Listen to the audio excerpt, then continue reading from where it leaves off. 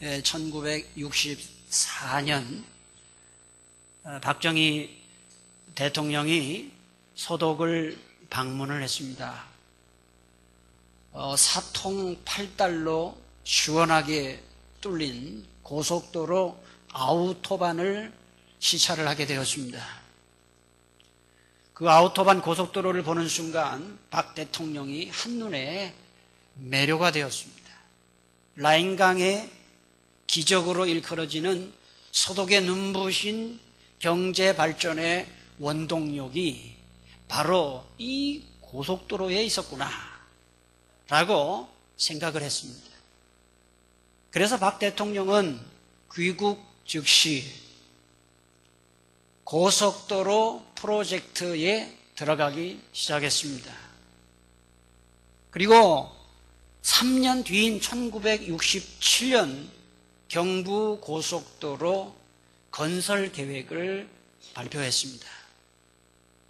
그러자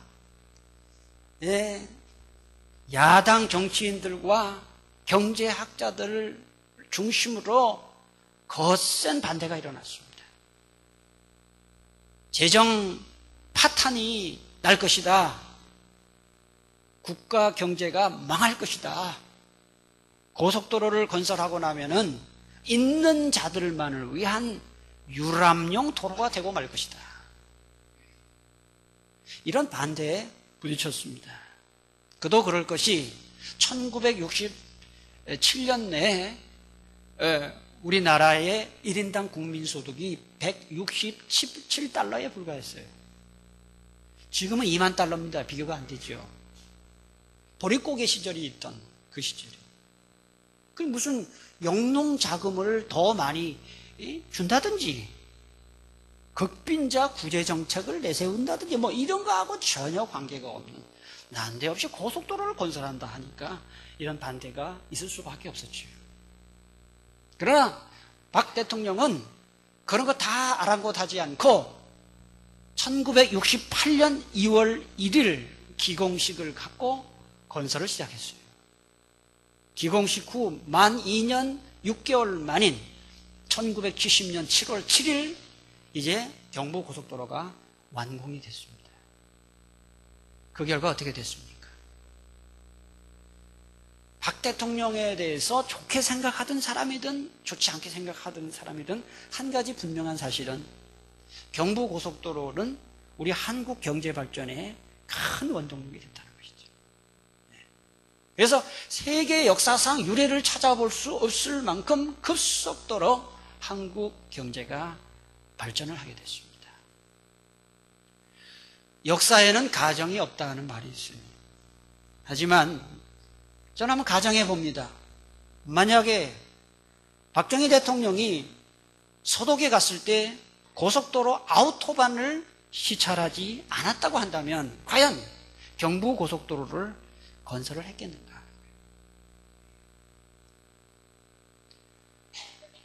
제가 말씀드리고자 하는 핵심은 이겁니다.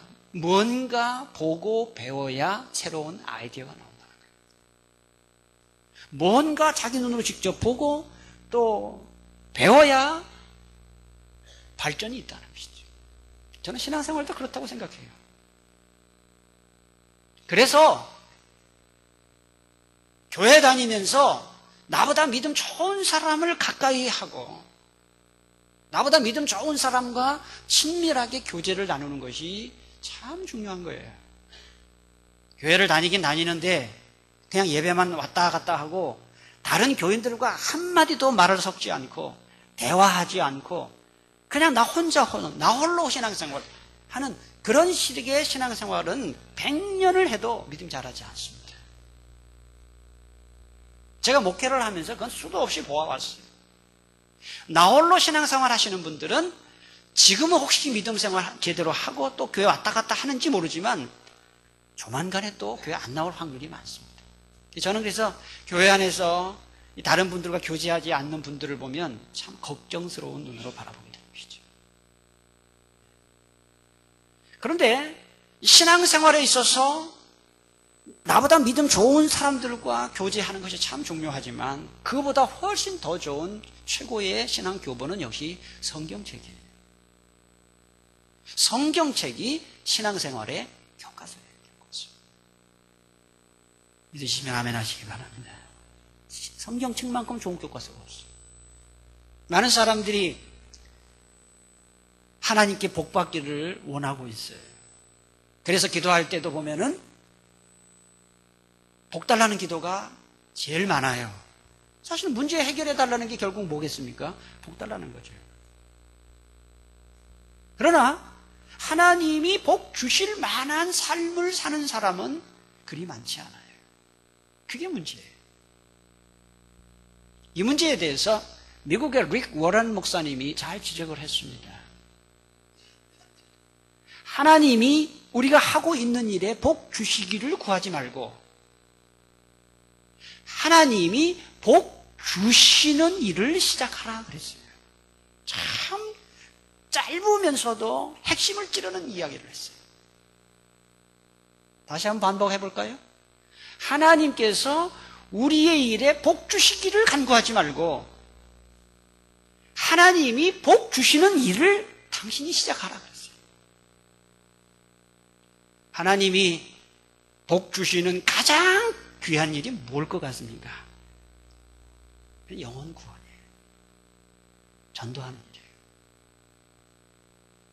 대전 유성에 가면 국군 군의 학교가 있습니다. 군 의무 요원을 양성하고 훈련시키는 그런 학교예요. 그런데 그 학교 정문에 딱 들어가게 되면 상징탑이 하나 딱 서 있어요. 그 상징탑에는 살려야 한다. 살려야 한다는 5글자가 거기에 크게 기록되어 있어요. 부상당한 군인, 중병에 든 군인들을 꼭 살려내야 한다 하는 그 서리빨 같은 사명감을 새겨놓은 것입니다. 여러분 어디 군의 학교뿐이겠습니까? 저는 이 살려야 한다는 이 말 속에 교회와 그리스도인들의 최고 최대의 사명이 담겨 있다고 생각해요. 죄로 인해 죽은 영혼을 살리는 것, 영혼 구원하는 것, 전도하는 것이야말로 우리 교회와 그리스도인들의 최고 최대의 사명입니다. 하나님께서 가장 기뻐하시는 일이에요. 아까도 제가 말씀을 드렸습니다마는 우리 모든 신앙생활의 최고의 교과서는 성경이에요.